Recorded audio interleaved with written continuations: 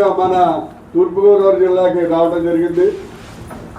అలాగే పిసిసి అబ్జర్వర్స్గా ఇద్దరు వచ్చారు, రాజీవ్ రతన్ మన బాబీ గారు.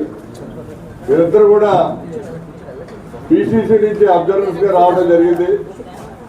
అసలు ఈ మీటింగ్ ఎందుకు చాలా మందికి డౌట్, చాలా మంది రకరకాలైన పుకార్లు పెట్టి అదని ఇదని నువ్వే అప్లికేషన్ ఏదో చెప్తారు, అంటే కరెక్ట్ కాదు. ఏంటంటే మన స్టేట్లో వైఎస్ షర్మిల గారు పిసిసి అధ్యక్షురాలు అయిన తర్వాత ఆవిడ జిల్లా కాంగ్రెస్ ప్రెసిడెంట్ని స్టేట్ ఆఫీస్ బ్యారర్స్ని వేయడం జరిగింది. అంటే ఆవిడ ఏమీ వేయలేదు, డైరెక్ట్గా ఆవిడ రికమెండ్ చేసి ఢిల్లీకి పంపించడం జరిగింది. ఏఐసిసి వారు కేసీ వేణుగోపాల్ గారు అందరికీ ఆర్డర్స్ ఇవ్వడం జరిగింది. కానీ కాంగ్రెస్ పార్టీ అన్నది ప్రజాస్వామిక పార్టీ, అంతేగాని లోకల్ పార్టీస్ లాగా తెలుగుదేశం లేదా వైఎస్ఆర్ పార్టీ లాగా ప్రెసిడెంట్ ఏం చెప్తే అదే తీసేయాలంటే తీసేస్తే తీసేయాలంటే ఎత్తారు. కానీ ఇందులో అలా ఉండదు.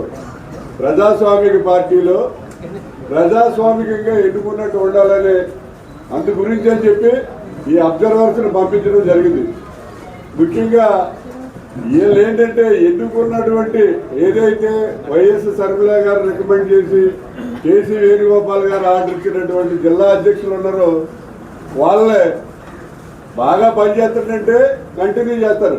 వాళ్ళు సరిగా పనిచేయకపోతే వాళ్ళు తప్పించి వాళ్ళ ప్లేస్లో ఎవరు ఇంట్రెస్ట్ ఉన్నారో వాళ్ళు అడిగి వాళ్ళ దగ్గర అప్లికేషన్ తీసుకుని అవి త్రూ మేడం ద్వారా మళ్ళీ ఏసీసీకి పంపించడం జరుగుతుంది. అంతా ఏంటంటే సంస్థాగత నిర్మాణ కార్యక్రమం.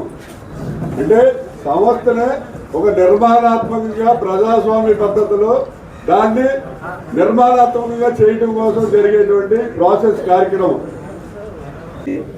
ఇక్కడ పెట్టారు ఏఐసిసిలో. ఇంక ఏ పార్టీలోనూ కూడా ఇటువంటి ఒక జిల్లా ప్రెసిడెంట్ వచ్చి ఒక పార్లమెంట్ మెంబర్ని సెలక్షన్లో కూర్చున్నాం అంటే it's not a small thing. అటువంటి బ్యూటిఫుల్ స్ట్రక్చర్కి కాంగ్రెస్ పార్టీ పునాది వేస్తూ ఉంది.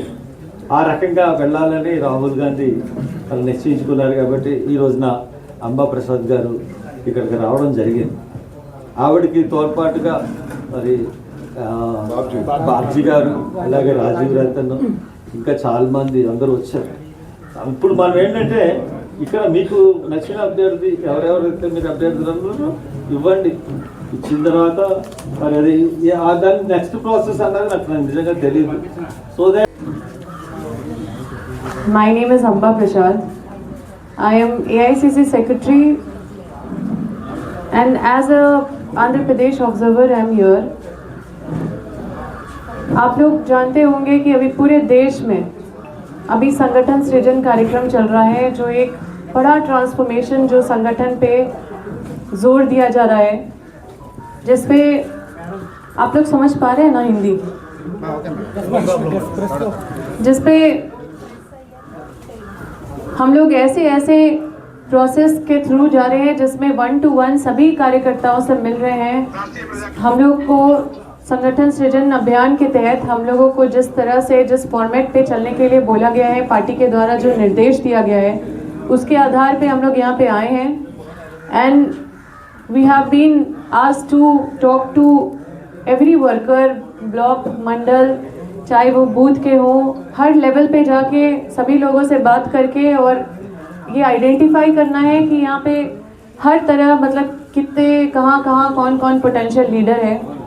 और ये पूरा संगठन सृजन अभियान जो चल रहा है वो एक पूरा बड़ा ट्रांसफॉर्मेशन की तरफ एक मिशन के तहत इसको चलाया जा रहा है, ताकि कांग्रेस की आइडियोलॉजी घर घर तक पहुँच सके, ताकि लोगों तक कनेक्टिविटी, एक लोग तक हम कांग्रेस कनेक्ट कर सके, ताकि ये संगठन सृजन अभियान से हम लोग एक डिस्ट्रिक्ट प्रेसिडेंट का भी हम लोग चयन कर सके, सेलेक्ट कर सके, सिलेक्शन कर सके.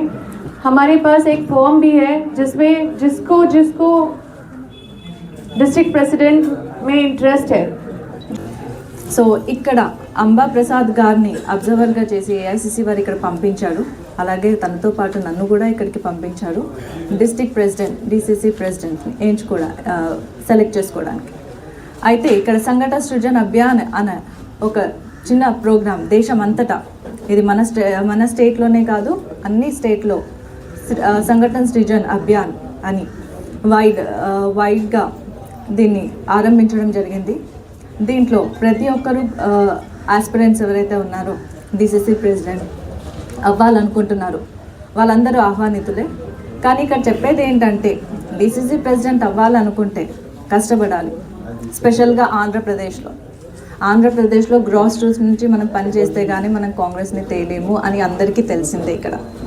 సో ఎంతో కష్టపడితే కానీ మనకి మళ్ళీ వైఎస్ రాజశేఖర్ రెడ్డి గారు ఉన్న హోదాలో అక్కడి వరకు రీచ్ అయ్యి ఆయన లీడర్షిప్ని గుర్తు తెచ్చుకొని మళ్ళీ కాంగ్రెస్ని ఈ ఆంధ్రప్రదేశ్లో నిల్చోబెట్టాల్సిందిగా మనందరి మీద ఆ బాధ్యత ఉంది అని మరొకసారి మీ అందరికీ నేను గుర్తు చేస్తున్నాను.